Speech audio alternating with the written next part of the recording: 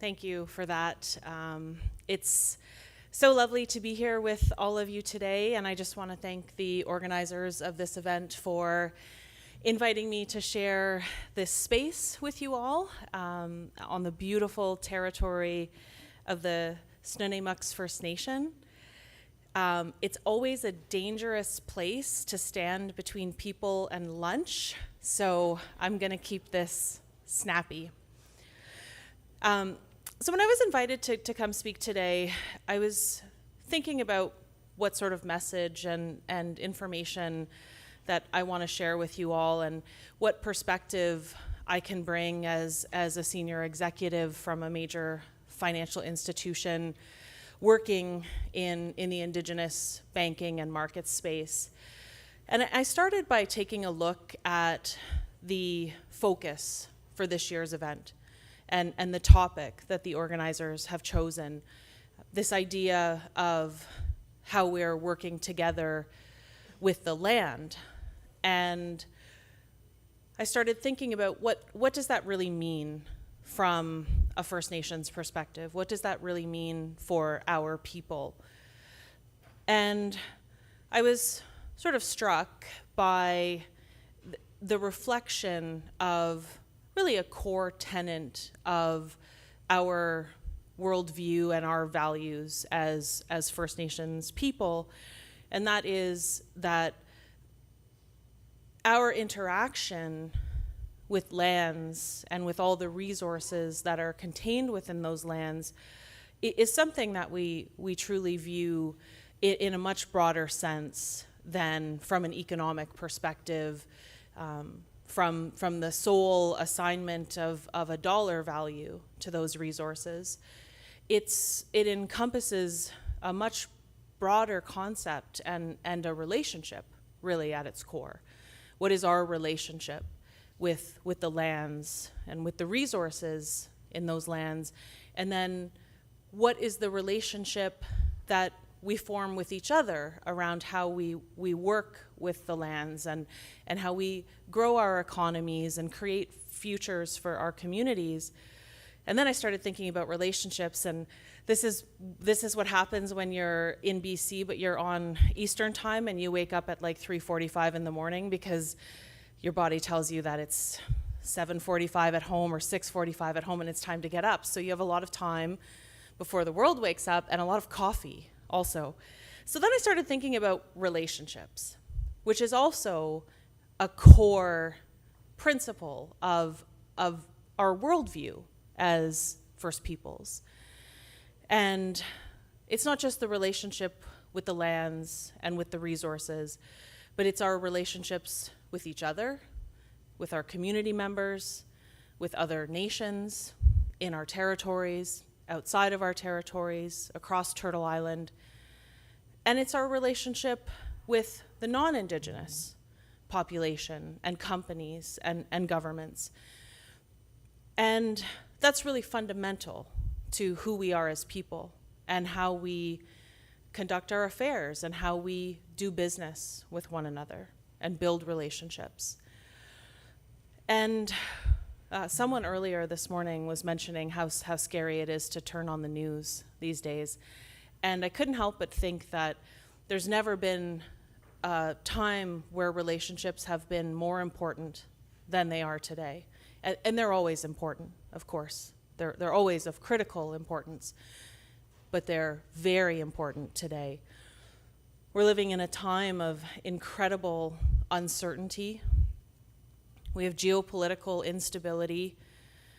We have tensions with our neighbors to the south, with our, what we would have said not long ago was our most important ally, our largest trading partner.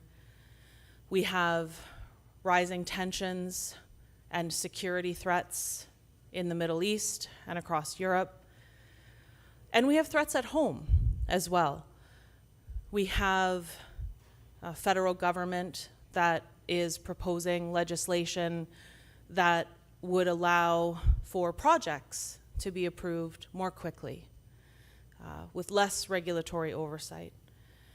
In Ontario, where I'm from, We have a similar bill proposed by the Ford government that would allow the provincial government to designate certain special economic zones, which would then also be able to proceed with projects with less regulatory red tape, faster.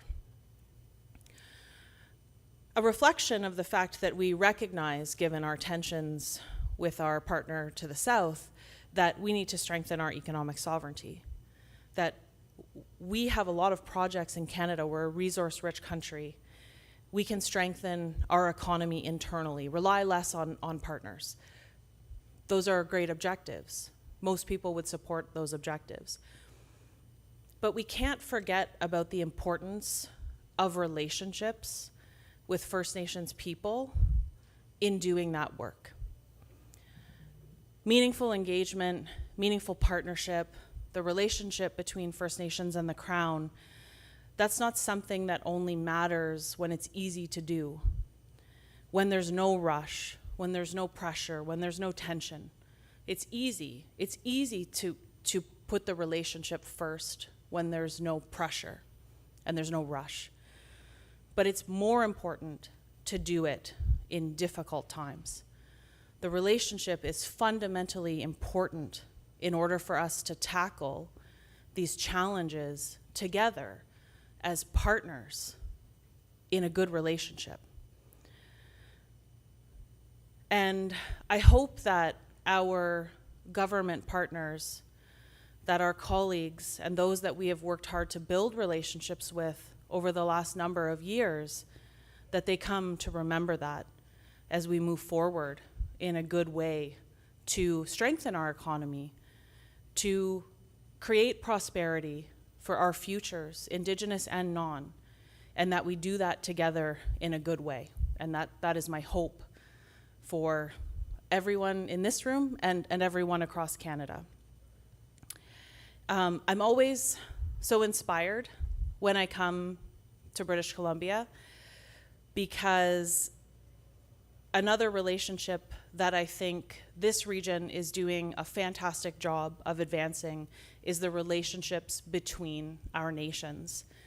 I had the great privilege of meeting with some of our clients over the last couple of days, leadership from nations that are working in partnership, for example, in the Vancouver metro area, the partnership between the Squamish, Tsleil-Waututh, and Musqueam nations to work together, to manage their lands together, to do good things for their communities together. And I had the great privilege of attending a land back celebration when I first landed this week in BC, out in Mission, where the LMS Society, so a coalition of the Lakwamel, Matsqui, and Sumas nations, were celebrating the reclamation of a portion of their lands in Mission. And it's a beautiful thing to see. And I know there's always more work to do, and listening to you all this morning, you're all committed to do more work and to do great things. But sometimes I think we get really focused on what still needs to be done, and we don't take time to celebrate all that's been accomplished. And I love coming to this region because you are truly accomplishing so much, and you're accomplishing it in partnership, in solidarity, and in a good way. And so I would encourage you all to take the time to celebrate those accomplishments and congratulate yourselves on the fruition of all of your hard work. And I hope that we continue down this path. It's a critical time for us to come together as First Nations people in solidarity, recognizing that we can achieve more together than we can ever achieve on our own. And I'm so privileged to lead the work that we do at CIBC in support of our Indigenous clients that are pushing forward on these initiatives, that are engaging in the economy in new ways, that are playing a critical role in the economic future of this country. And I just want to wrap up with a plea, if I can, because if I have one ask of all of you and all of the Indigenous leaders in the room, it's that we have a dramatic underrepresentation in the banking and finance space of Indigenous people. And it's part of the reason that I left my legal practice to join a financial institution, because I jokingly say you can't swing a stick without hitting an Indigenous lawyer these days, which is true. It wasn't always the case. It's true, and it's great that we're in that position. But we're in that position because in the 50s, when it became legal for First Nations people to go to law school and to practice law and be called to the bar, leadership went back to community and said, we have to take up these tools and we have to train our own people to fight in this system to enforce our rights. And community took up that call, and they did. They encouraged their young people to consider careers in law. And we are where we are now because of that call to community. And I would ask you all, with the influence that you have in your communities, among your networks, to make a similar call today to your Indigenous young people, or not so young people who might be looking to make a career change, to consider careers in banking and finance. They're excellent careers. They're lucrative with positive outcomes where you can affect real change for our communities. They're very rewarding. And so that's my ask of you all today as you go off to lunch to enjoy what I'm sure will be a beautiful meal. And I thank you for your time and your attention, and thank you so much. Enjoy the rest of the event.